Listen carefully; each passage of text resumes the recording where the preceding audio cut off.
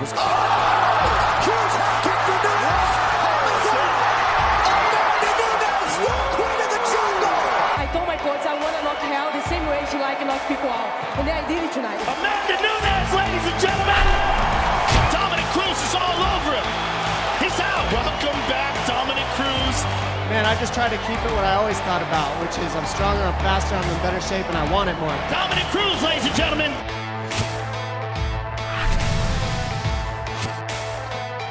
Welcome to UFC Unfiltered.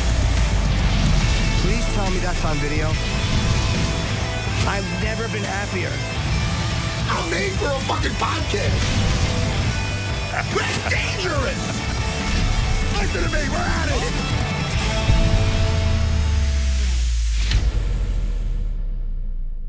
Welcome to UFC Unfiltered. We should call this the Matt and Tuckered Out Gym Show. Because, Matt, I am tired. We have an action-packed show. Two real legends. Amanda Nunes makes her return. Dominic Cruz. We haven't had Dominic on in a while. Has he been on Unfiltered? I've interviewed him on my other show. Has he been on? Yes, he has been on Unfiltered. Of course he has. Yeah, I forgot. I love Dominic. I don't even know if you were on when he has, but I know I don't remember. No, I think I was off. You know what? You're right. I think I was off.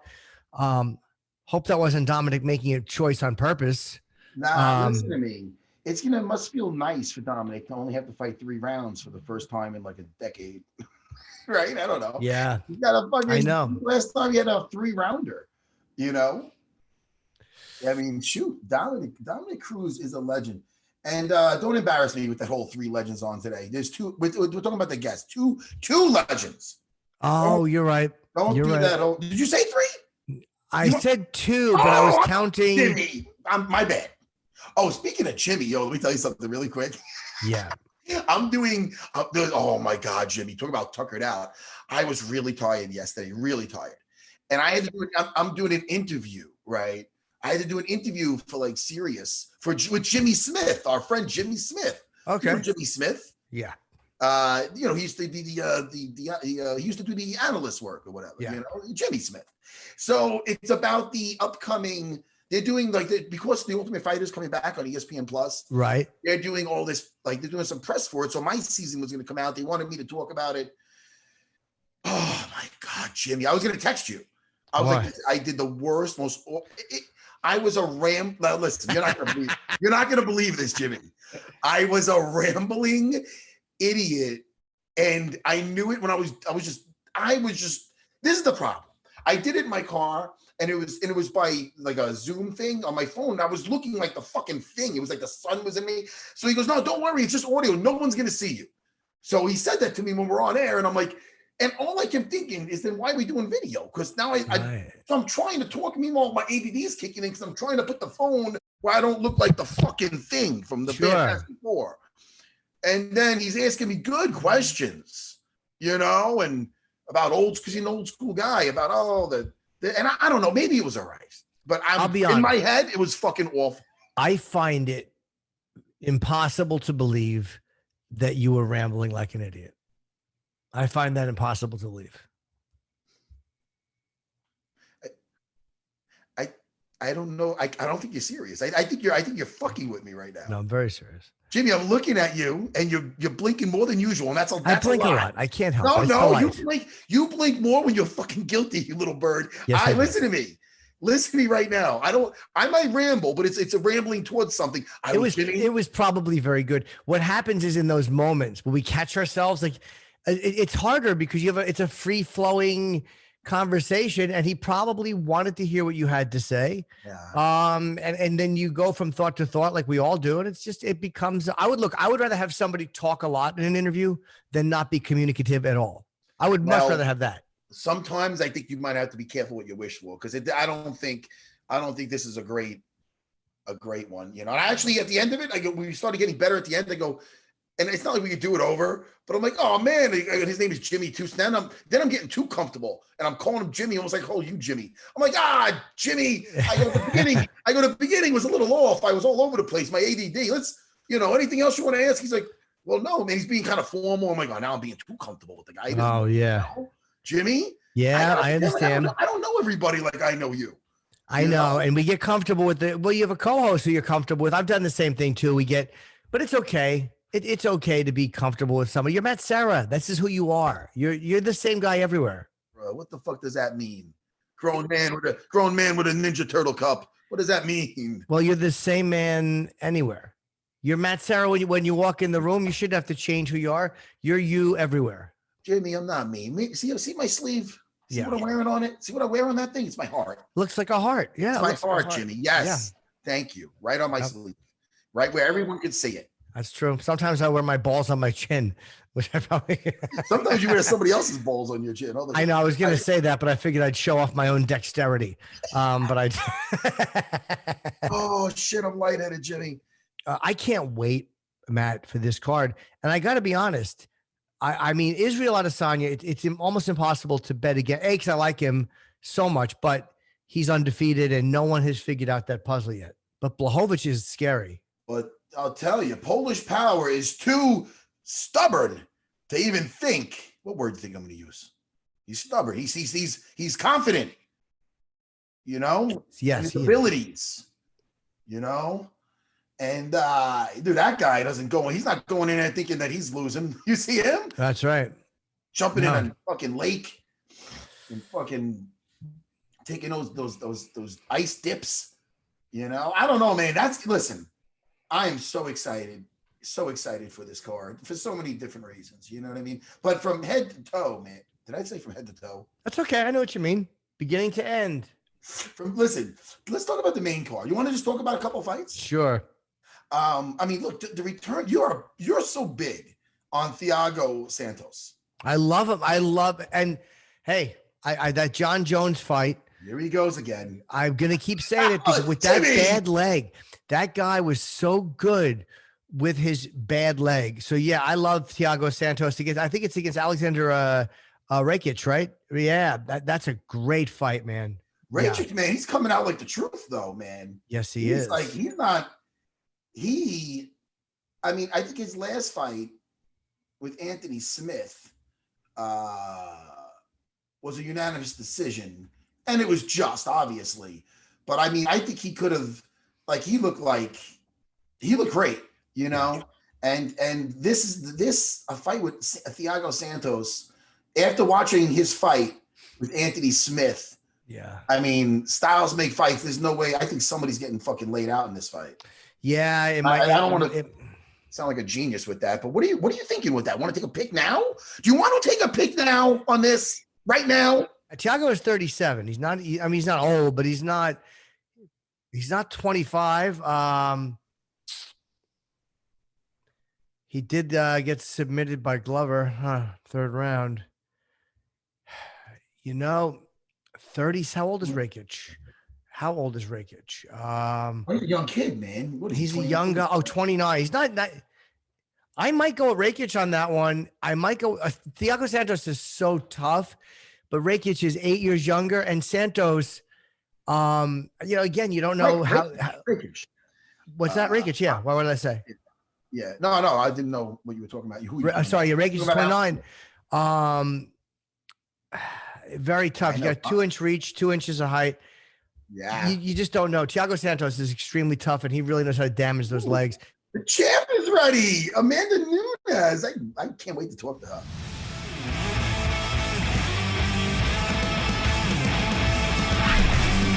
Hi, Amanda. So happy Hello, to see guys. you. Sorry about that. That's okay. That is okay. How are you feeling? You look good. You look happy. I feel amazing. You do. I really can say this is the best moment in my life. Really? Oh, Yeah. Why do you feel that way? That's great to know. We're going to take that as a compliment for us. But why do you feel that way?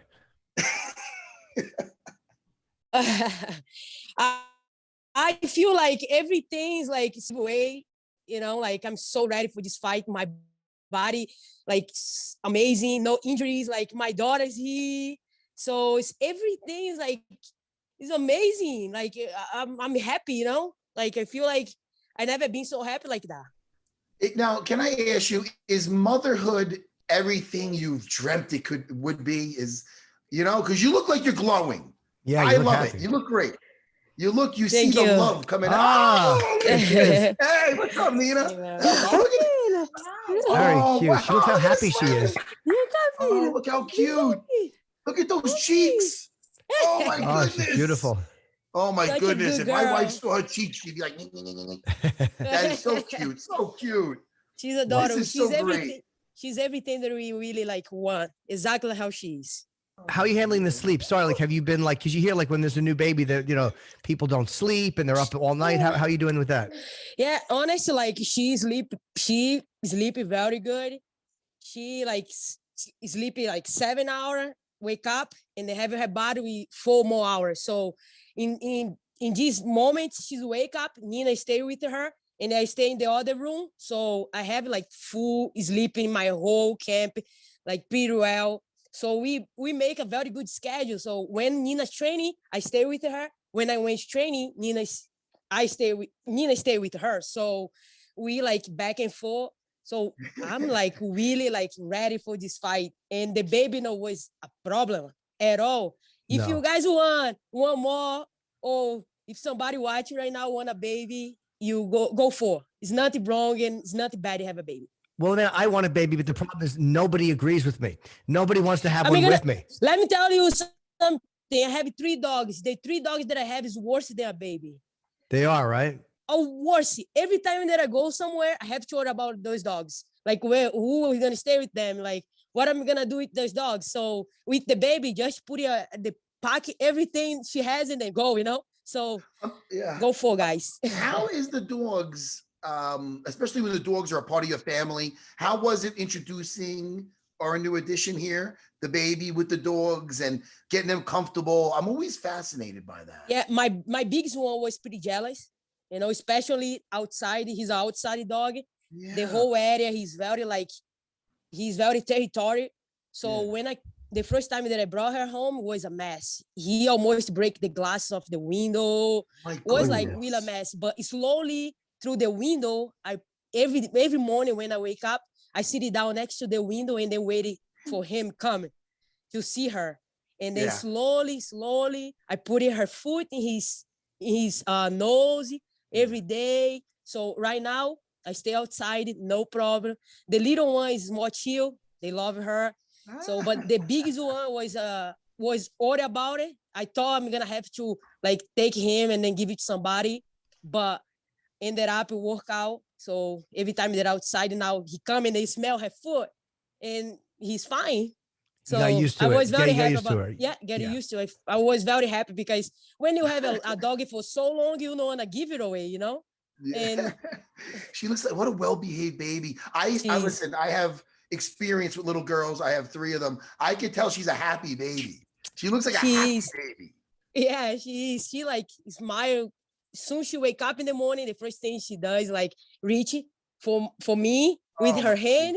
And then when I wake up, she like giving me this smile, like giving me this happiness for the rest of the day. I go to training, I'm happy.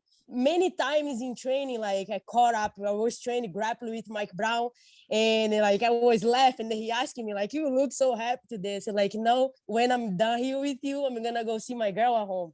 That is like, it's crazy how my mind was rolling and grappling, wrestling, and think about like, when I'm done here, I'm gonna be more happy because I'm gonna see my little girl. So those moments like is amazing. How many months is she now? 5 months. Oh wow! Because now that's when the personality starts coming out, right? Yeah, she go to the gym, Matt. She sit down in her car seat and then stay there like for hours. Me and Nina sometimes we train at the same time, and then she stay there waiting, watching, and right. Did you know she was? Did you know how you were gonna feel? Like, is it more than you thought it was gonna be? Like, or when you first saw her, like, did you react differently than you thought you would?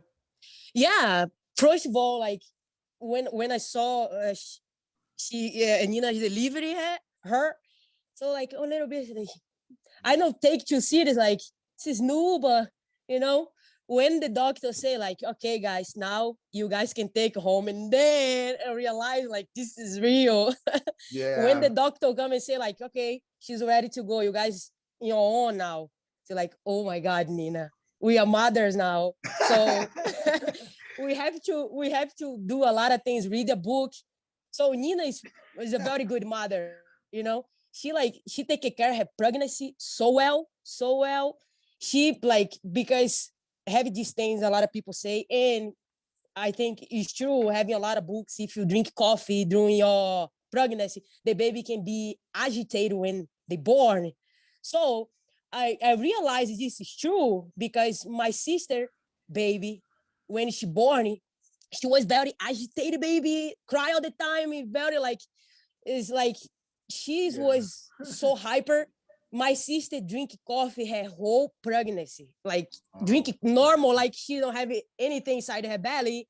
So, and Nina saw how my sister carried her pregnancy, and they say okay, I'm gonna try not drink coffee at all to see if it's true. So Reagan is amazing. In the whole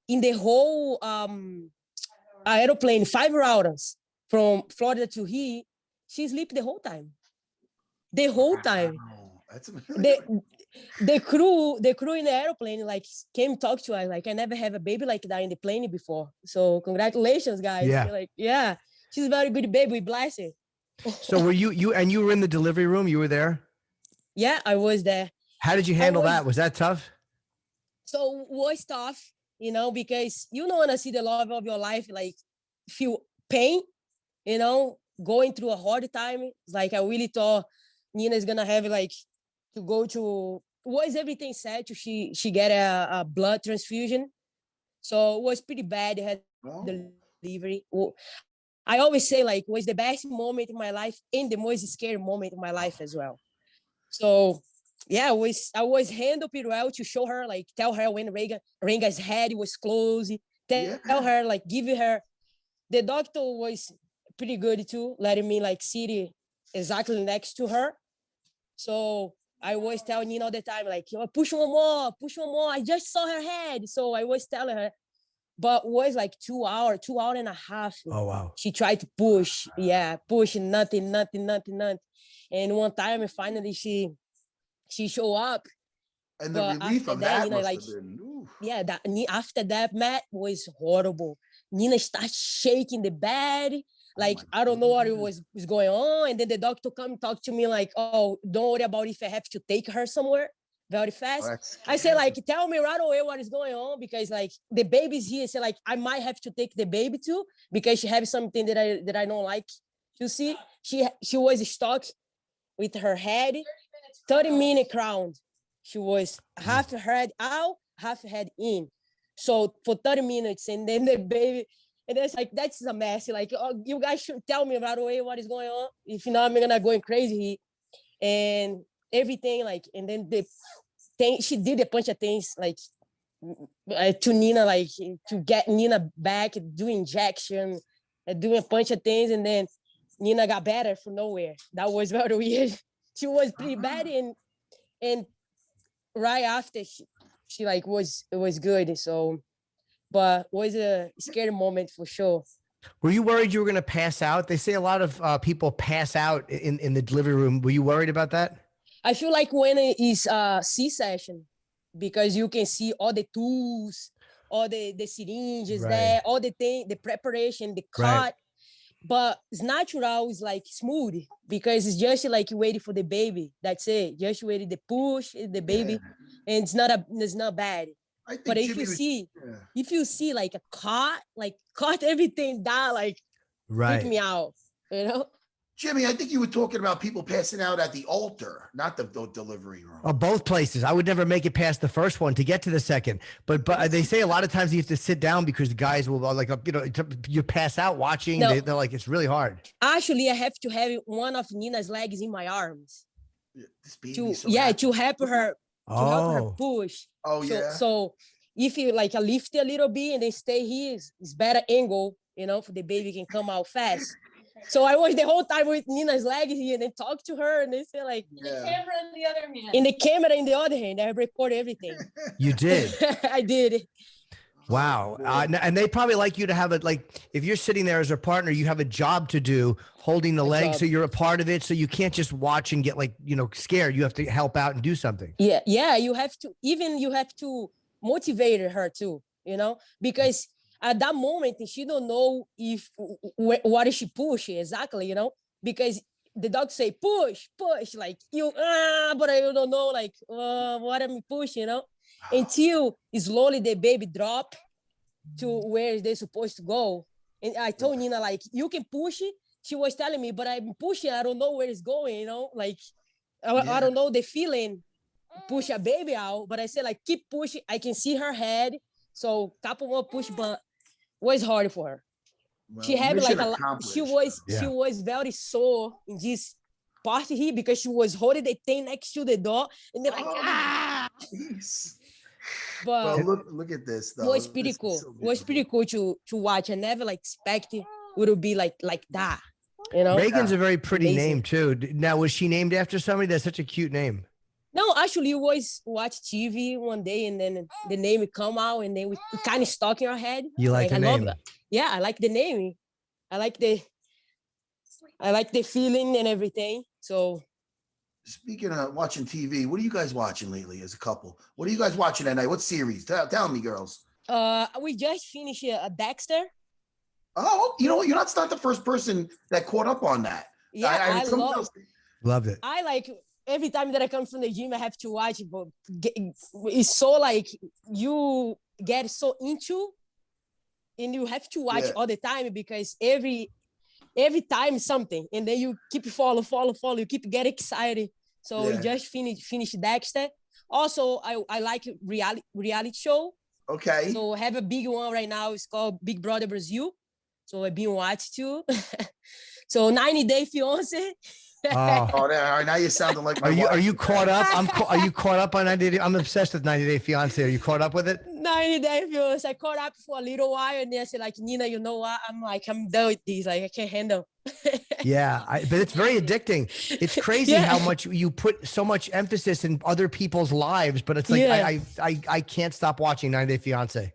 Yeah, and they have this Brazilian girl out there. So like, I have to see what this girl is gonna do because I'm Brazilian. I wanna see, you know. So that was a mess. I said, like, you know what? I like tune it off this TV. I don't want to watch anymore. Well, they have before the 90 days too, which is what happens like when they don't even get to the States, when the guy will use or the woman will go to the home country of the person. I watched that one too. We watched that one too. That was a good one. Yeah.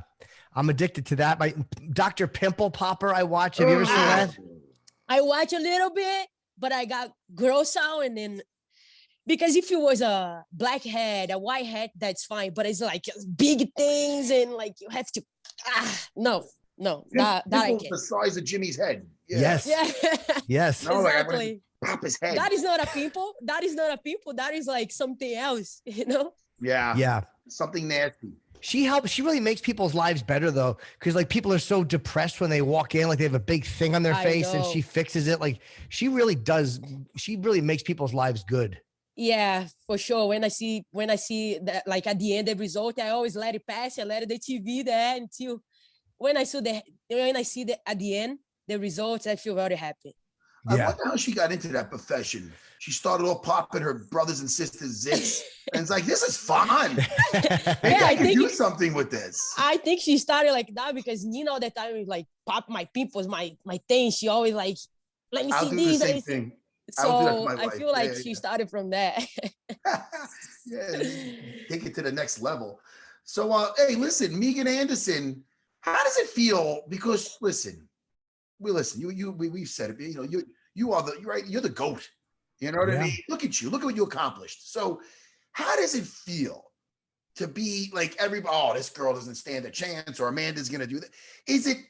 Because I never felt that. I always was the underdog, which is great because everybody thought you were going to get your ass kicked, and then you could surprise people. But when you're the person that's supposed to be just killing everybody, it's like if somebody lasts around, they're like, oh, like, I mean, where's our head for that? Like, you know what I mean? Honestly, I like keep it how was my last fight. Was pretty much same thing, you know? Like, I really don't look for that.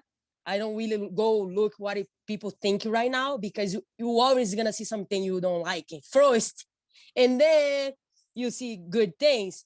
But to avoid that, I prefer like don't look anything. I look after the fight, so I keep focusing. You know, I keep like my positive thoughts. I like really know Megan is very dangerous opponent. I cannot think like, oh, she's gonna step and then I'm gonna kill her. This is not gonna happen.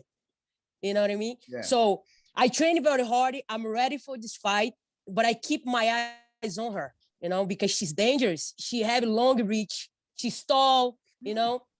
She's like really good, have good kicks, good knees. So she know my game plan is take her down, you know, take her to the ground and then put her in deep water. So she's gonna be ready for all those moments. And I put myself in her place and then see what she be able to do to me if I put in my strategy in the cage. So looking that, I really, really, really, I'm gonna have to set up very well everything that I has, you know, and ready for the best moment and see the mistake. I cannot think, oh, I'm in the favor and people think I'm gonna kill her, I'm gonna go full. It's not the way I think. I think like a champion, smart, you know. So I can finish her in any way. I know that. I know what I'm capable for, but I have to be calm and wait for the best moment. I feel like in that way, how I think is making me calm and not really think about what the people think. And not to mention, like Jimmy knows, she's working with Coach James Krause, who's a very, very smart guy. I mean, listen, you got Mike Brown. He's with you. I mean, you guys got you got very good corners, you know? So, but that adds something to it when I look at something like that. Cause I know she's not hanging out with idiots, you know? So I'm very excited. First, what a card to be a part of. I mean, it's so exciting, you know? And it's a big card for sure. I'm just looking forward to seeing you back in action. Yeah, honestly, me too. Yeah. You knock out Cyborg in the first round, you knock out Holly Holm in the first, and then you have two decisions. Like, that's really interesting that like the patience after two ferocious strikers like they are, you put them both down, to have the patience for the next two fight to win by decision. You're right. It really does show like a championship mindset, because you're not rushing in. You're not greedy, looking for a quick knockout, whatever it takes to win. You seem to be comfortable doing that. Yeah, in my last fight against Germany, I have a very, very bad weight cut. And that was like something really, really, really make my body very weak. But I still go 5 rounds doing the thing that I'm supposed to do, take her down. Even I was exhausted. My body was exhausted, but I still have my plan together and I still get it done. So that was another level, and mentally for me. Look at that fight specifically when I was destroyed and don't have anything left, but I still move forward. I still get it, what I went there to do. So, and after that fight, say like, you know what? I know my head is more stronger than my body. I know what I can do. And I just have to really stay calm, stay ready for everything.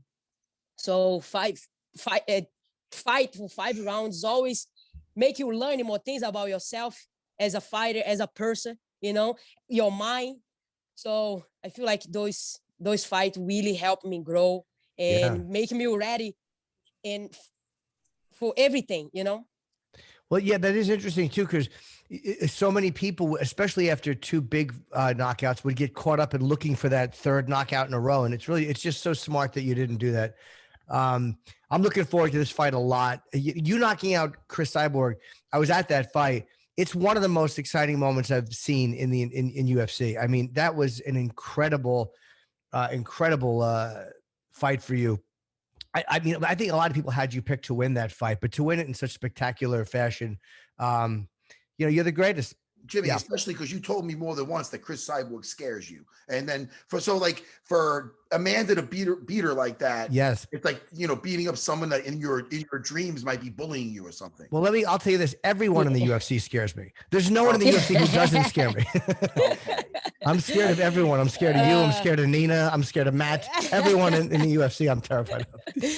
So yeah, man, like that fight, we were so like focusing ready because she had that mistake, you know. She like when she get hurt or when we touch her boo-boo, she like lose her mind. So it was exactly what I want. In my training, my camp was everything my coach was telling me. Okay, making her feel like, just making her feel pain. At least one time in the fight for she can lose her mind. And then when that moment happened and they told me like swing with her because she's very open when she pressure you. And was exactly what happened when she pressure me and I supposed to swing on top of her arms to get her face, because when she swing, she was swinging like that with her face up. So, and then that my coach said like, okay, now you're gonna go over. And then I just swing like as she pressured me, I was swinging with her and then she got caught. Yeah. The first one, I knew she would be able to recover because that punch was so hard that I felt my shoulder the next day on that punch. Yeah. Wow. I told Nina, I said, like, I knew after the first one, she's not going to recover because how I felt my bones was, I never felt that before in any other fight. I believe that if you hit that same punch on my little Jimmy Bird, that you would kill him. I think if not even that punch. You would knock me down. You know the punch when you hit gloves at the beginning? That would at least put me down. That would at least put me on the ground, the glove hit.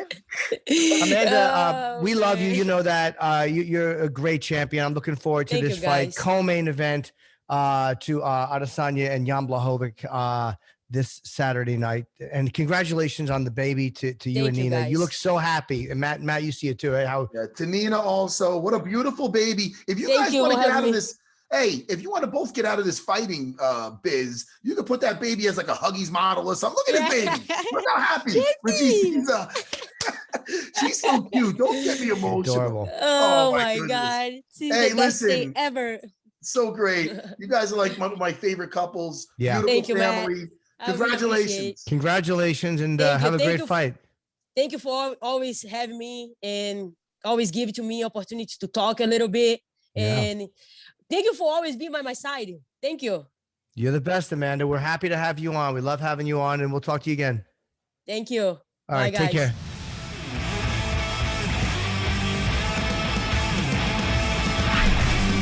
Dominic Cruz, do you hear us?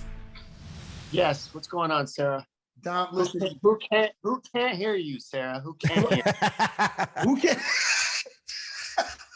Dominic, I miss Dominic. Dominic, you look great, dude. Yeah. And you look happy as a guy that's cutting weight, right? I'm looking at my face right now, and what happened to it? It's like it's shrunk down. I haven't looked at my face like this. What the hell? I'm thinking, what is that you've been?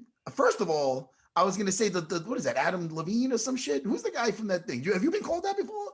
Who's the guy on the fucking singer? Adam Levine? Is that the guy from, what is that from? Have you been called that? I have not been called that. That's the first for me. Well, maybe I'm wrong. I don't know, but listen, you look good. Yeah. And I'm so happy to see you back in action, bro. Yeah, I'm excited too. You know what I'm excited about is finally like having a streak of being able to just train consistently without getting hurt. I know that sounds crazy, but that's what I'm excited for. I feel good. I'm finally healthy. And you're such a good announcer. Like you're really great at it. And so you obviously are going to be doing that for as long as you want to do it. I'm amazed with guys like yourself or DC, even Felder, who can still really fight while doing the announcing, because it must be so tempting just to go like, this announcing gig is so much less of a strain than training for a fight. It's not really like about tempting, because it is. I mean, you're not wrong. It is easier. It is great. It is a great job, and I'm very, very grateful for it. Like, what else can you say? But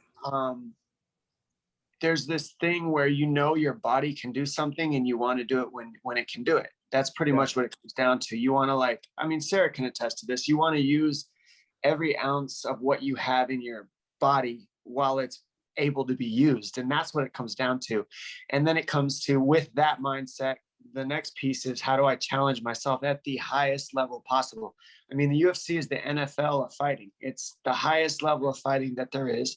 And to get the opportunity to challenge yourself on that, I mean, how can you pass that up?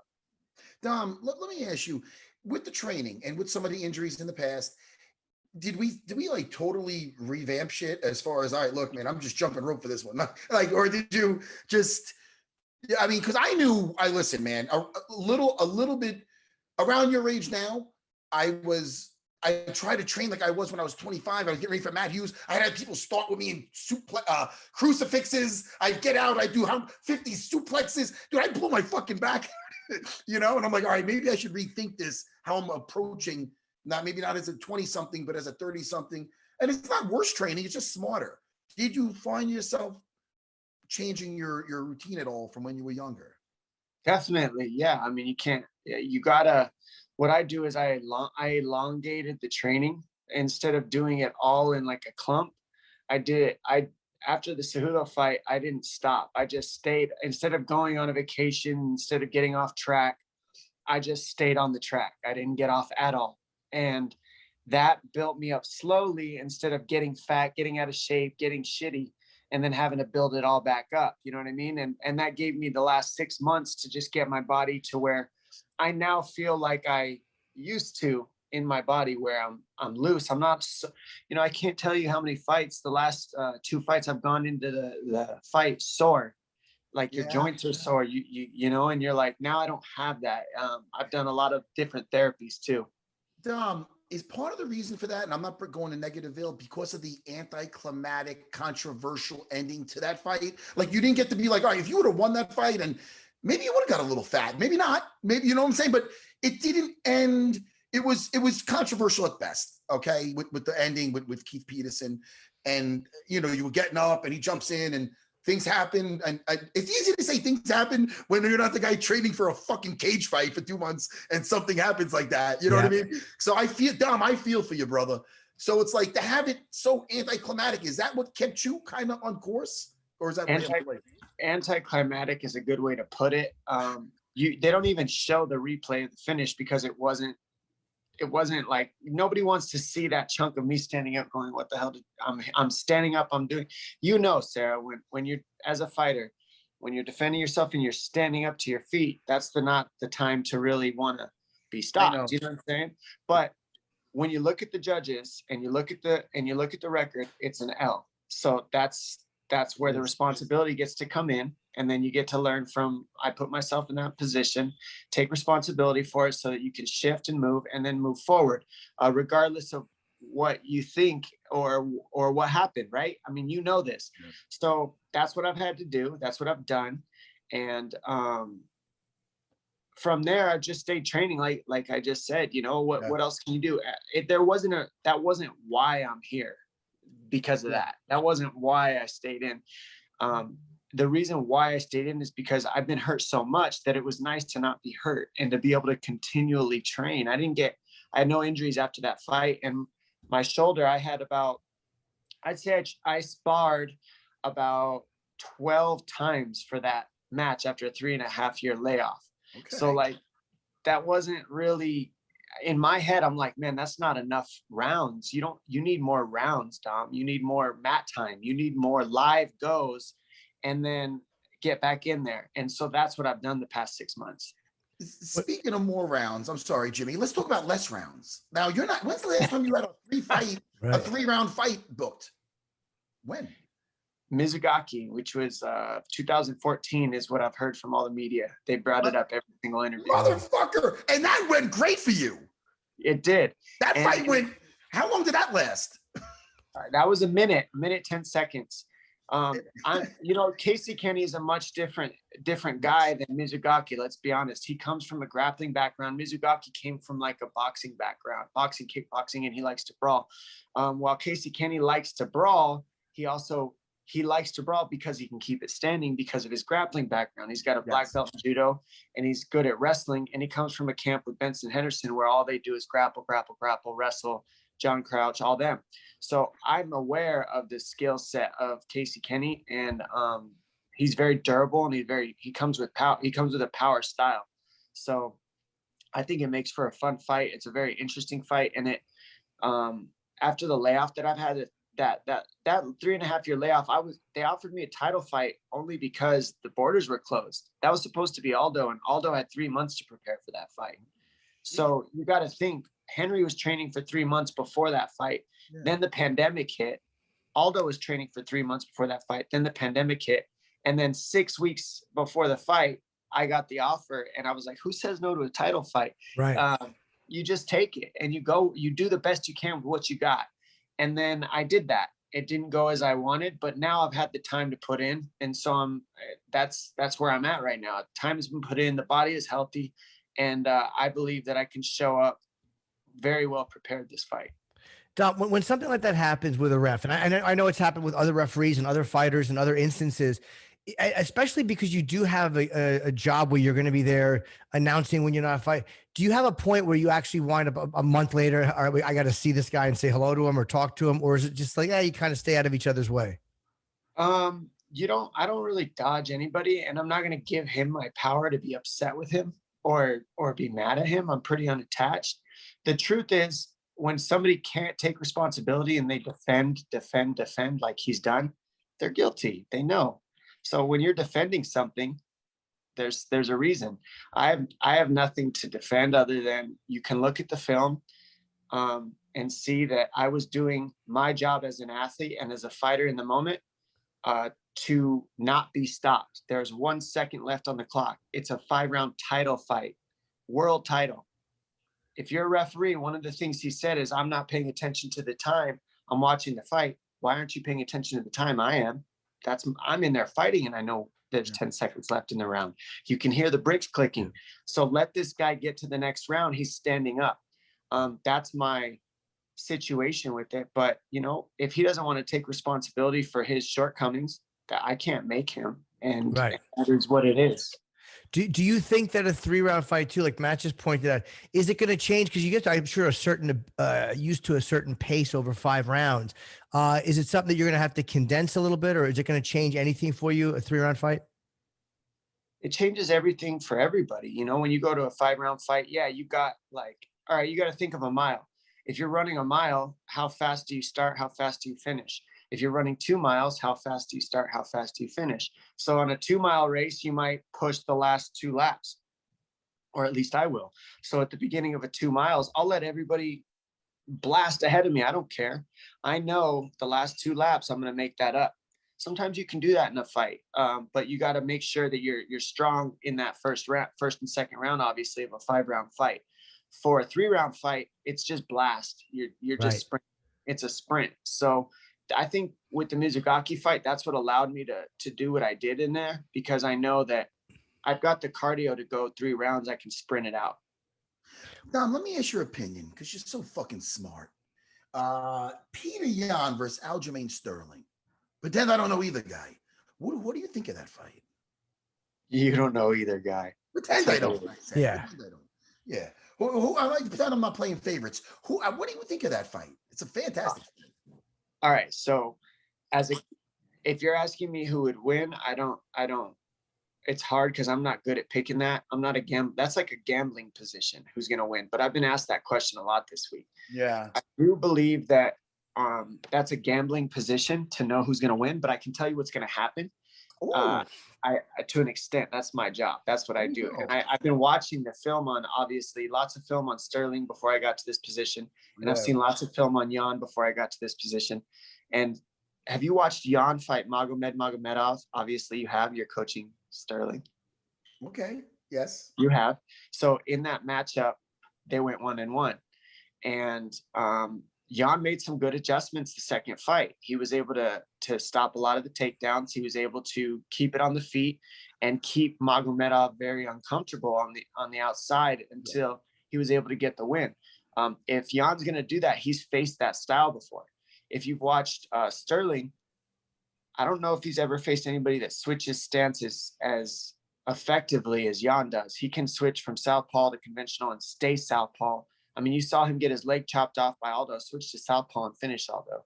So that's a big task when you got somebody who can change the trajectory of the takedown by switching stance. I think the missing link for Aldo and Yan is the fence. I think the fence is what changes that fight and makes Sterling have a very good chance. Because if he can put him on the fence, you saw what he did to Sandhagen. He can jump on the back very well. And he doesn't really get tired gripping.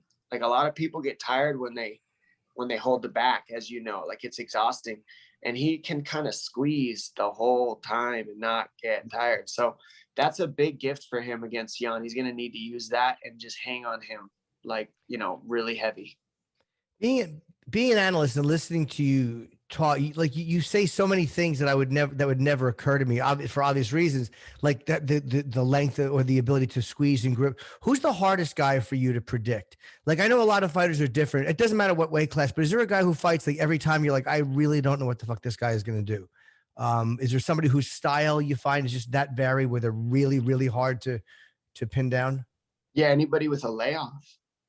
Anybody who's been laid off is impossible to predict. You don't know what's going to happen, because also you got to think Jan pulled out of the first matchup. So is he hurt? Did he need more time to get in shape? What's going on? So like when you have a long layoff, it creates a space where the person can either adapt and create a lot of fill in a lot of gaps, or it creates a gap and they get behind because they're not training because they're hurt. So it could go either way. And to me, that makes it hard to predict what's going to happen.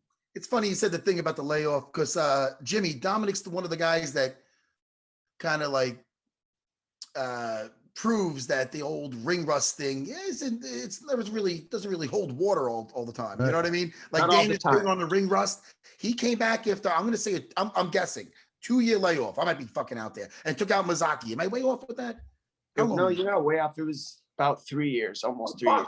And another year. Shit. And he came back and he fucking destroyed. So it made Dana be like, maybe I'm off with that whole fucking ring. Well, then you got to remember too, then I blew my other knee out, had another year off. And then that's when I fought Dillashaw after a year layoff, right after that Mizugaki fight. So that again solidified for me that when you prepare, ring rust does not exist. Now, can it exist if you're not preparing? Of course it can, but it's not a real thing. It's lack of preparation. It's not ring rust. People call it ring rust because they don't fucking fight.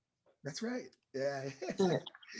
Dom, I'm sorry, go ahead. No. I was just saying, do you think, because you're 35, you still look great. The fact that you've had time off, as much as it sucks in the moment, do you think that like, okay, now that you're fighting and you're really healthy, there's a lot of damage your body didn't take because you weren't fighting for 2 or 3 years at a time? So it might actually put you in a better place at this point.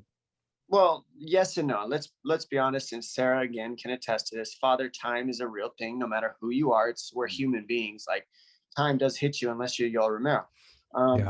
But the bottom line is, like, at the lighter weight classes, as you get older, your body does change.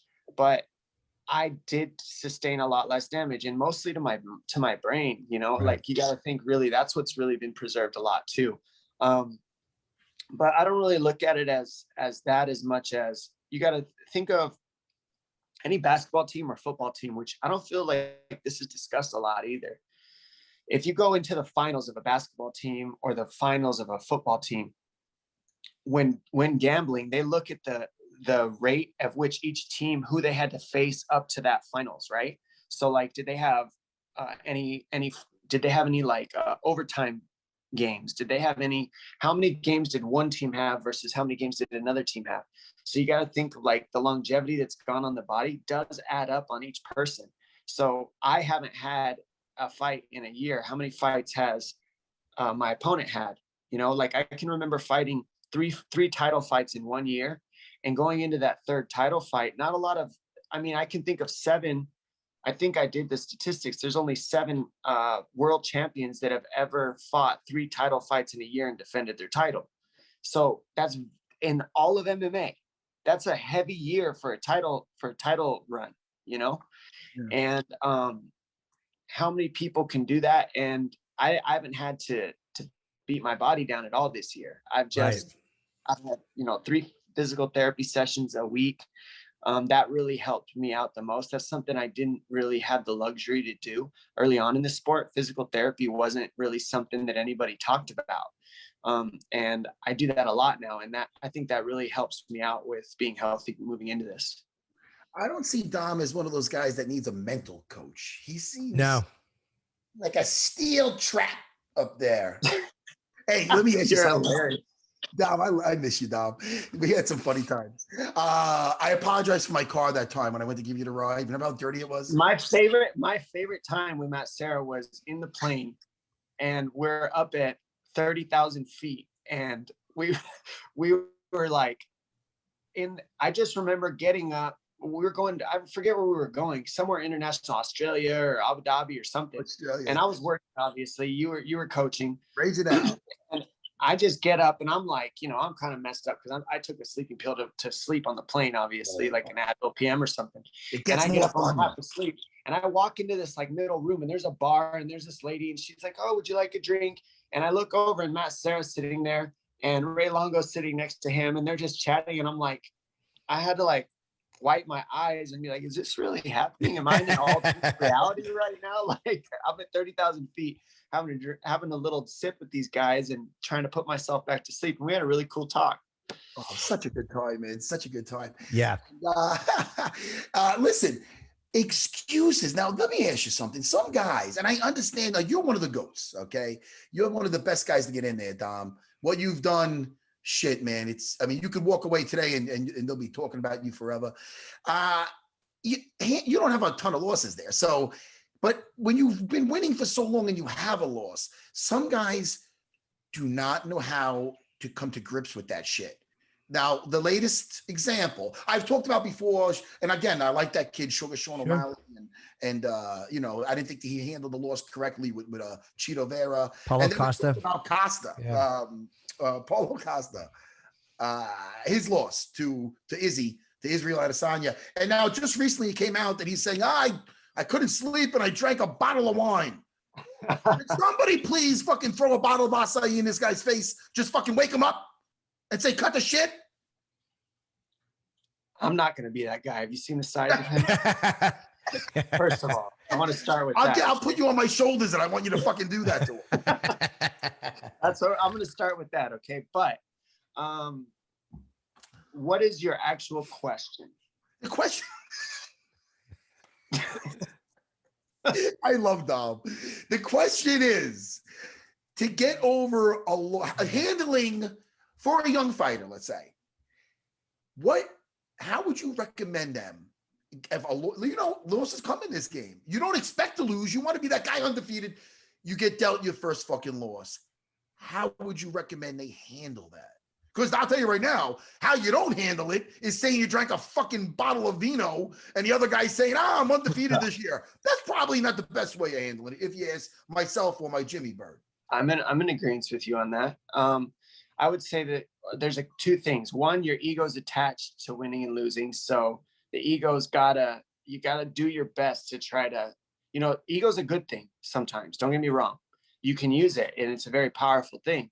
But then there's other times you've got to be unattached to it because it's not serving you.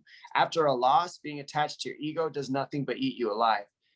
So you got to find a way to detach from it. That takes practice and that takes work. I'm gonna be honest, because then you have to realize that you are not your ego. You are not your results. You are something different, and fighting is not the end all and it is not the be all and it is not who we are. We are something different on top of it. Fighting is just a gift we have and get to be, right? So that's one thing. The other thing is understanding that, have you ever lost something besides a fight? Like, what's the next thing you're going to lose later? Like, we're all going to lose something. You can't, it's unavoidable that from now until we die, we're going to lose many things. We might lose a wife. We might lose a girlfriend. We might lose a loved one. We might lose a car. Yeah, our hair. hair. We might lose anything. So the bottom line is, you got to get used to it. You might as well just accept that loss is part of life. And I've said this before, and this is just part of it. This is what life is. This is why we do it, is the truth of fighting. There's no, whether I like it or not, I lost my last fight because of the judging scorecards. Now, if we're in a street fight and I'm getting up like that, I still got a chance. You know what I mean? There's nobody in there to stop me. But if we're looking at the competition portion of that, there's an L next to my record for that fight. I get to accept that. And what else have I lost? What else am I going to possibly lose? Am I just going to throw a fit and make excuses every time I lose something? or am I going to take responsibility and move forward? Because responsibility is the only way to really like make a difference with the loss. Otherwise, it's just in vain, isn't it? Right. Otherwise, what's the point of it if you don't take some responsibility for it? And then it just becomes useless. You might as well do the best you can with it to make adjustments and fill a gap. I mean, you're going to lose again somewhere. Guarantee it. Your brain is so interesting, Dom. Like the way you. That's why I love you as an analyst so much too, because you have such an interesting way of breaking things down, and it's always something I've never thought of before. And I want to ask you too. What do you think of Blahovic and Adesanya? Because I kind of think that people are not that Adesanya's going to lose, but I think people are sleeping on Jan Blahovic, and I think people just for some reason, maybe not analysts don't, but I think people in general kind of underestimate him. And what he could do. Well, what you're looking at is Jan Blahovic versus other gentlemen his size. So that's a tough fight. Every fight has its own toughness to it. The challenges that Blahovic brings to Adesanya is grappling, in my opinion. He's going to want to get a hold of him, maybe put him on the fence and create some takedown opportunities. I mean, everybody knows that. If you try to stand with Adesanya for 3 rounds, it's not going to serve him. I mean, how many rounds does Adesanya have just kickboxing alone? I mean, hundreds, maybe thousands. And we'll say at least 100 in competition. That's in competition rounds. So speed is a factor. And I think that that's what people are looking at. When you're striking, speed is a huge advantage from the outside with distance and range if it's utilized right. And that's what Stylebender does well, is he utilizes distance and range in order to make his speed a factor and his counter ability. Blahovic goes first most of the time. So I think that fight has to be counter fighter versus counter fighter. I think you got to try to counter fight Stylebender if you're going to beat him, because he can look what he did to the Australian cat.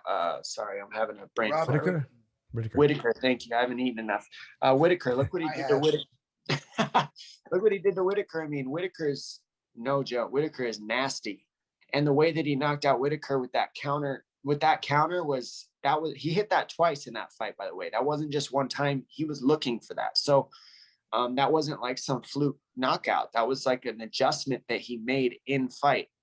That's what Blahovic is facing. So I think that when you watch the counter ability of Stylebender, and then you see the speed advantage, I think that's what people are looking at when you're looking at the matchup versus Blahovic. Blahovic, if he gets a hold of him, he could take him down and hold him there. But yeah, well, I mean, I think they're also still looking for Luke Rockhold's head after Jan Blahovic did that left hook off the fucking wow, holy fuck. Blahovic is listen, powerful. that legendary Polish power. So I mean, listen, I'm excited because I think Izzy could be lighting him up, but he lands one of those bad shots and that could be fucking lights out. Yeah. Hey man, this is what we watch. This is why I'm getting goosebumps. Yeah, no question. Return to Dominic Cruz. Wow, thanks, man. I'm ready to get back in there. Dude, and I'll tell you, you'll be getting, and they say this, and it's really true. Being like you're headlining the prelims, which it sounds weird, but personally, being a guy that was in there who spent time in the prelims, I always fucking loved it. I got my fucking thing. I got done early. As long as things go well, I get to watch the rest of the fights, and I'm fucking nice and I'm relaxed. I don't got to sit there backstage and just fucking wait all day. Get it over with, man. Fuck. Yeah, no, you're right about that. That's a gift that only fighters understand. Is knowing that, like, okay, it's in and out. You know, it's like when you get a short notice fight. A lot of fighters only like short notice fights because they don't like thinking about it for 8 weeks. It messes with their brain. You know those fighters, don't you? Yes, I do. So it's like it's similar to that kind of mindset. You know, it's like you just want to get in there and get out. But people are saying whatever about the prelims. It's like that's the leadoff batter. You know what I mean? On the baseball team, that's the lead batter. It's like I'm setting the tone. Me and Casey Kenny's fight is setting the tone for the main card, and everybody's watching that fight because it's right before the main card starts, and it's free. So a lot of eyes will be on that. It's one of the most seen slots on the entire fight card. So the UFC has a plan. They're not silly. Yeah, and it's typically a fight they expect to be a great fight or that they have faith in, because I mean the motivation is to get people to get the pay-per-view. So they obviously have faith in that fight because they're like, this will make people want to not go and do anything else for tonight. This is going to make people want to stay and continue watching. Yeah, Jimmy, before let Yes. Dom go, because he's got a big fight coming up. Enough of this MMA shit for 1 second. Dom, what are you either reading or watching? Something unrelated to MMA. Give me something. Man, what a good question. Have you ever heard of the surrender experiment? No. What is that? A book or a show? It's a book. It's a book. That's why I never heard of it. Well, hey, they make an audiobook version too. Okay. So for those of you who don't have the best reading comprehension, Yes. audiobooks is a missing link. It really is. And I highly suggest the surrender experiment. That's a lot of what I'm explaining about loss, actually, like how to deal with it. You can learn in this book is like a mind. People think of surrender as a negative thing, like, oh, I'm giving up. That's the general consensus with surrender. But if you think about it, it's actually letting go and receiving. That's actually what surrender is. You let go of what you can't control, and then you receive what you can from whatever you had to let go of. That's what I'm saying with the loss. That's what failure is. It's done. You can't do anything about it. Surrender to it. It's what is. It's like letting go. Why resist it? Right. Yeah. That's a principle in getting sober too. People say the first thing to do to get sober is you have to surrender. Like this is it. I have to surrender or I will never beat this thing. So yeah, there is a lot of strength in surrendering to something that is, it just seems unbeatable or it's unconquerable or you can't get beyond it. Surrendering to it a lot of times is the right thing to do. And you know what makes it so tough is another thing that people see as a weakness is vulnerability. And one of the key components of surrender is vulnerability. You have to be vulnerable enough to surrender to the moment, to that issue. And that's what sobriety is too. Trust me, I come from a family of addicts, unfortunately, my father, and other family on my father's side. So I've had to understand all this AA stuff and all that as well. And that's a huge part of it. And it's a gift if you can figure that thing out. So surrender experiment, check it out. Yeah, that sounds great, man. And you look really good and healthy, and it's great talking to you. And I could pick your brain for hours about fights. I love when you're analyzing a fight. So good luck on you guys. Thanks you too, buddy. And come back more often, please, if you can. We'd love to have you on more often. I would love to. All right. Have a good fight Saturday, man. Okay. Talk to you, Dom. All right, Dom. Good talking to you. Sarah. You good.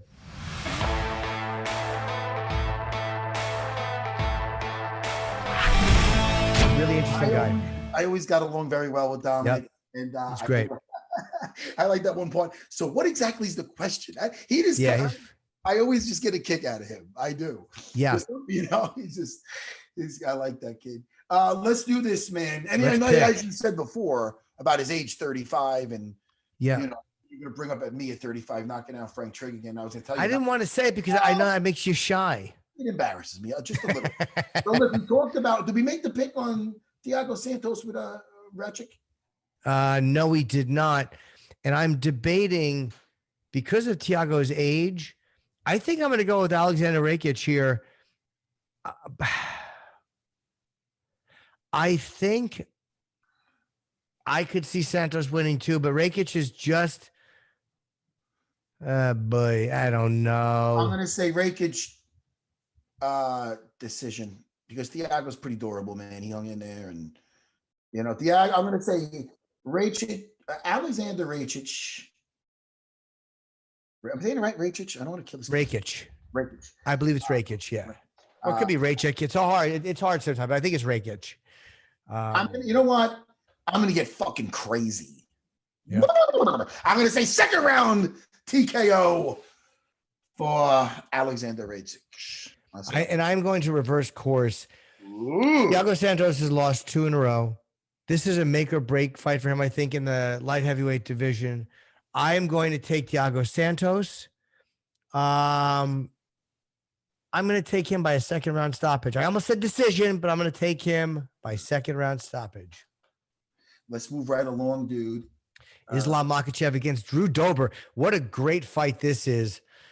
Both coming off a couple of wins. Dober has not fought in almost a year, since May. Oh God, and Makhachev hasn't fought since September of 2019.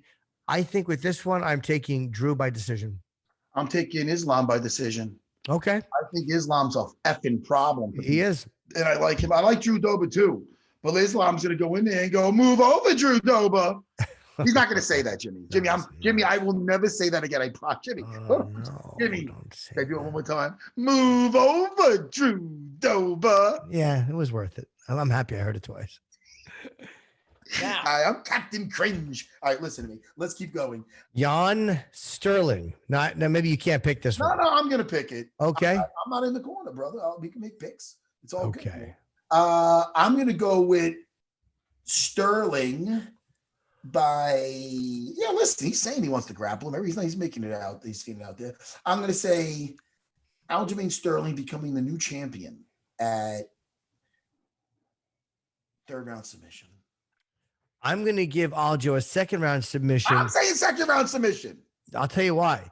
Because Petr Yan is, again, he's so good. His striking is so good. He's so deadly. The longer it goes, I think, that's better for Yan. And I think if Sterling gets him, again, while he's still dry, if possible, which could be done in the first round, but I'm going to take Aljo early. But I think Yan is really, his striking is so good that as the longer it goes, the more dangerous he is. So I'm going to take Aljo by submission in the second round. I think he'll be able to get on his back. Me too. I'm with you. Yep. I'm with you for the Funkmaster second round sub. No one. I don't see. Look, Megan Anderson is great. She's coming off a couple of wins, a TKO, a submission, like impressive wins. But I don't see anybody taking anything from Amanda Nunes, who looked really, really good. Amanda Nunes second round submission. Submission. Oh, I said it. I'm taking Amanda. I think she'll take it to the floor and then she'll have her way. I said submission. He said submission. It's so third easy. Round TKO. It's gonna break into like a song, isn't it? I know it is, but there's no good song for TKO. So I'm going to take Amanda, third round TKO. You didn't hear me though. You didn't hear me. I said second round submission. You're going against the grain. I'm going third round TKO for Amanda. All right. Jan Blahovic. Israel Adesanya. Wow, man. Wow. I'm going to say fourth round stoppage, Israel Adesanya in a crazy bull versus matador fight. Sorry. I think Adesanya by decision, because I think the best shot for him to win this fight is to avoid getting pressed up against the cage and getting one of those fucking hideous Jan Blahovic uppercuts. I think for Adesanya to win this fight, I think it's got to be a decision. Again, could he knock him out in the first? Sure. But I'm going to take Israel by a decision because I think his whole goal is going to be fighting the outside. And again, he's fought guys like Derek Brunson who wanted to take him down. There's other fighters who really wanted to take him down, and he just seems to be able to impose his will on anybody he fights. So until somebody beats him, I can't go against Adesanya. Israel by decision. Look, there's a part of me that I almost said Blahovic by second round knockout. You almost said that. I almost did because I have so much faith in Jan's power. And again, I think he's so underrated, but even though he's going up in weight, he still has a 2-inch height advantage, a 2-inch reach advantage over Jan. And I'm sorry, over Jan Blahovic. I think those things are going to be able to let him work a little bit of distance like he's going to want to do. It's not like he's going up and giving up a whole lot of height and reach. He still has that advantage. I think that will go into helping him win fighting at distance. And he's, again, the 7 years is not the biggest deal, but it is something. 7 years. Yeah. Then again, I'm taking Amanda and she's 7 years older than Megan Anderson. So what the fuck do I know? It's how long I've been cornering the fucking Funkmaster 7 years. That's it's so right. exciting. I'm excited for him. He's going to be the new champ. Yeah, I think so too. He's worked hard, and I really think so too. Yeah, it's life-changing. So I'm really excited for him. Listen to me. Yes, buddy. You're a good friend, and I'm going to be Yes. talking to you over the weekend. I'm around, dude. I can't wait. Oh, and by the way, one fight I want to see. Carlos Ulberg against Kennedy in Chukwu. I think is how you say his name. I always say his name. It's a very hard. It's NZE in Chukwu. Forgive me if I'm saying that wrong. But I'm looking forward to that fight. That's on the early prelims. Yeah. Yeah. Jimmy, light heavyweight fight. Yes. I'm looking forward to this whole freaking card. Me too, buddy. You Me know, too. it's going to be here soon. And it's going to be great. Jimmy, what do you want to plug, brother? Nothing. Just Jim and Sam. We're on from 7 to 10. We're now going to be on from 8 to 11 live because driving habits have changed in the morning where people are leaving for work. They're getting up an hour later and listening to the radio later because they don't have to drive to work. The commute has changed. People are not getting up at 6 and being in the car by 7 to get there by 8. If they're starting at 8 or 9, they're just at 8 o'clock, they're turning the radio on. So we're now going to be. How's New York? Is it still a shithole? It's the same, buddy. Nothing has changed. I'm going to say I miss going to in there and everything, but we want to have you on. We just keep forgetting it. We would love to have you on, though. We would love to have you on. Jimmy, no, I'm not trying to. No, but I'm saying that. I'm saying, coming in to do our podcast. Yeah, but I know. But I'm saying I want to have you on Jim and Sam. Oh, I would love to. But I'm telling you right now, Jimmy, doing this by Zoom, we're doing all right, Jimmy. We're doing fine. Yep. Considering it's the only option, and I think it's look, it's not the same as being in person. I'd much rather be sitting next to you. And that will happen. I mean, probably by June, maybe. Once things start. Jimmy, listen, this is how I'm thinking about it. What? For us to keep this job, if they ever give us shit, they're saving money by not getting the studio. We're still delivering a quality podcast. Yeah. The Unfiltered Army is happy. Buddy, I'll tell you, if you could say that, if they decided that we were only going to, I know they like the in-studio chemistry, but if they said, hey, look, for a while, we're going to do this, because they probably already have the studio rented. So it's not like they have to go get a new one. They already had one. Yeah. Might as well utilize it. We'll figure it out. I'll talk to you this weekend. All right. Thank you to the great Dominick Cruz and the greatest of all time, Amanda Nunes. What a great couple of guests and fun show. Jimmy, love you, my little bird. Yes, I love you, pal. See you in a few days. Bye, everyone. Goodbye. Watch the fights. Yes.